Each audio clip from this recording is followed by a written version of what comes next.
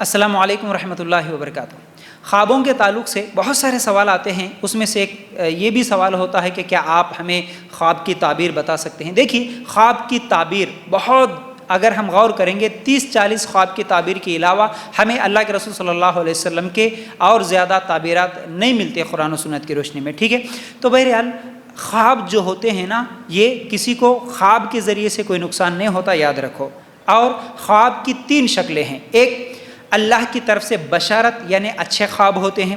دوسرا، شیطان کی طرف سے کیا ہے، ایک کچھ ڈراؤنے خواب ہوتے ہیں، شیطان ڈراتا ہے، یہ دوسرے قسم کے ہوتے ہیں۔ پھر اسی طرح تیسرے قسم کے خواب وہ ہوتے ہیں جو ہم دن میں سوچتے ہیں، وہی چیز رات کو ہم کو خواب کی شکل میں آتی ہے۔ اب بہت سارے لوگ بولتے ہیں کہ نہیں، ہم کو جو ہے نا فلاں خواب آتے ہیں، ڈراؤنے خواب آتے ہیں، یا مردے خواب میں دکھتے ہیں، کچھ لوگ بلاتے ہیں، ایسے بہت سارے خواب لوگ بیان کرتے ہیں۔ تو یاد رکھو، دن میں آپ جو چیز سوچیں گے اس کے بارے میں رات کو خواب آ سکتا ہے۔ صرف برے خواب ہی نہیں، کئی لوگوں کو صرف شیاطین، جنات ہی، مردے ہی نہیں، بلکہ کئی لوگوں کو ہیرو اور ہیروئن، ایکٹریسز بھی آتے ہیں۔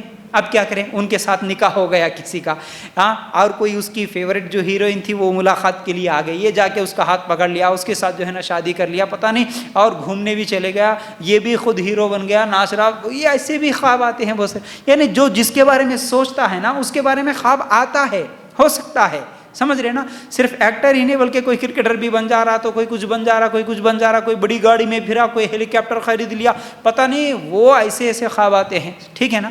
تو یاد رکھو، خوابوں کو لے کر ڈرنے کی ضرورت نہیں ہے، ٹھیک ہے نا؟ ابن سیرین رحمۃ اللہ علیہ فرماتے ہیں، تم بیداری میں اللہ سے ڈرو تو رات کے وقت جو ڈراؤنے خواب آتے ہیں وہ تمہیں کوئی نقصان نہیں پہنچا سکتے۔ اور اسی طرح امید اور خوف کے خوابوں کی کوئی تعبیر